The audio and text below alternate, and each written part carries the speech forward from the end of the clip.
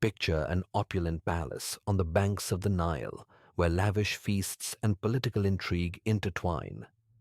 All eyes rest on one mesmerizing figure, Cleopatra, the last active ruler of the Ptolemaic kingdom of Egypt.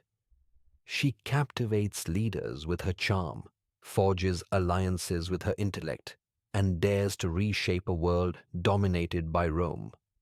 But how far can one charismatic queen push her influence before it becomes a gamble too great to bear? This is the story of Cleopatra, her irresistible allure, her razor-sharp strategy, and the ultimate risk of overplaying power. Cleopatra the Seventh Philopato is often immortalized as the epitome of seduction. Yet, beneath the legend of her beauty lay a formidable strategist who deftly navigated the treacherous waters of Roman politics. Ascending to the throne at around 18 years old, Cleopatra inherited not just a crown, but also a kingdom fraught with financial woes, family rivalries, and looming Roman domination. Born into the Greek-speaking dynasty of the Ptolemies, Cleopatra broke from tradition by learning the Egyptian language and immersing herself in local customs.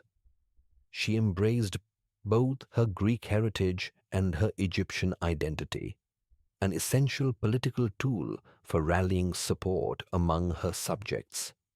In a world where alliances were often sealed by marriages and betrayals, she set her sights not merely on survival, but on reasserting Egypt's grandeur. Her greatest test would be partnering with two of Rome's most powerful generals, Julius Caesar and later Mark Antony. Through these relationships, Cleopatra gained short-lived influence over the Roman Republic's shifting power structures. Yet, in her daring ambition to secure Egypt's sovereignty, she risked entangling herself in a global power struggle that could, and ultimately would, consume her kingdom and her life. Cleopatra's early years were shaped by palace intrigue. The Ptolemaic dynasty, rife with familial power plays, forced her to co-rule with her younger brother Ptolemy XIII. As tensions over control intensified, Cleopatra found herself exiled from Alexandria, the Egyptian capital. But rather than concede defeat, she assembled an army on Egypt's eastern frontier, preparing to reclaim her throne by force if necessary. Her strategic brilliance surfaced when Julius Caesar arrived in Egypt pursuing Pompey, his rival in Rome's civil war. Cleopatra, ever the political tactician, understood the potential of an alliance with Caesar, who held the power to restore her to the throne. The legend goes that she had herself smuggled into Caesar's chambers, rolled up in a carpet, a dramatic entrance that left an indelible impression on the Roman general. This meeting was more than a theatrical flourish. It was a calculated move that re-established Cleopatra's claim and led to Caesar supporting her bid for sole rulership. With Caesar's help, Ptolemy XIII's forces were defeated. Cleopatra, restored as Queen of Egypt, now shared not just political ties but a personal relationship with Caesar, bearing him a son, Caesarion. Under her leadership, Egypt began to regain some of its former prosperity, leveraging its agricultural riches and strategic location. Cleopatra's triumph alongside Julius Caesar was short-lived. In 44 BCE, Caesar was assassinated by Roman conspirators who feared his growing power. Rome descended into fresh turmoil, leaving Cleopatra's carefully crafted alliance fractured. Though she briefly stayed in Rome to ensure Caesarion's recognition, public sentiment turned sour against her foreign influence, forcing her to return to Egypt. In the aftermath, a new triad of Roman leaders, the Second Triumvirate, split the empire among themselves. Among them was Mark Antony, who sought Cleopatra's support in his campaign against Parthia. She saw an opportunity to preserve Egypt's autonomy and protect her child's claim as Caesar's heir. Inviting Mark Antony to a lavish meeting aboard a gilded barge, she dazzled him with a spectacle fit for gods, her charisma and wealth on full display. Their partnership soon became legendary, both romantically and politically. Antony needed Egypt's resources. Cleopatra needed a Roman protector. Yet their bond drew growing suspicion from Rome. Octavian, the future Emperor Augustus, Caesar's adopted son, began to cast Antony as a traitor, corrupted by his foreign lover. Tensions mounted, culminating in a definitive power struggle. Rome's future hinged on Octavian versus Antony and Cleopatra, with all of Egypt at stake. The stage was set for a final showdown, a clash between Octavian's forces and the combined might of Antony and Cleopatra. The turning point came at the naval battle of Actium in 31 BCE. Expecting a decisive victory, Antony and Cleopatra found themselves outmaneuvered by Octavian's fleet. When Cleopatra abruptly withdrew her ships from battle, perhaps a calculated move to preserve her naval forces, the tide turned irreversibly in Octavian's favor. Antony followed her retreat, and panic spread among their ranks. This loss reverberated through the ancient world, shattering any illusions of a powerful Romano-Egyptian empire under Antony and Cleopatra.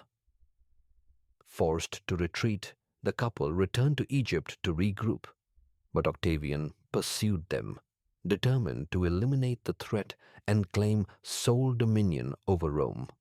Faced with imminent defeat, Mark Antony and Cleopatra chose to end their lives rather than surrender. Antony fell on his sword. Cleopatra, in a final act of defiance or despair, depending on the historical account, famously ended her life. Legend says by letting an asp bite her.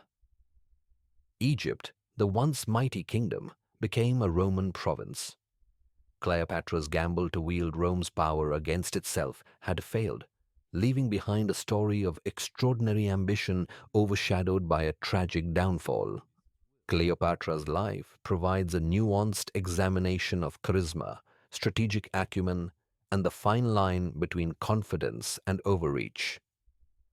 Psychologically, she understood how to harness her intelligence, cultural fluency, and mystique to sway some of history's most powerful men.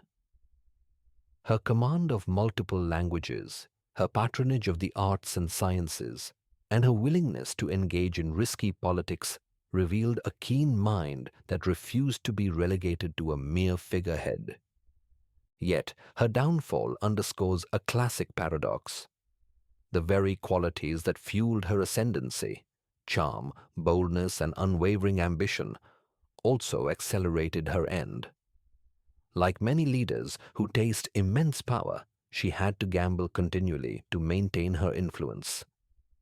Aligning with Caesar, then Antony, brought temporary security, but also deeper entanglement in Rome's affairs, placing her at the mercy of shifting political tides. Philosophically, Cleopatra's story poses a question. Can one preserve sovereignty and cultural identity when faced with overwhelming imperial might? She attempted to outmaneuver Rome by exploiting its internal rivalries.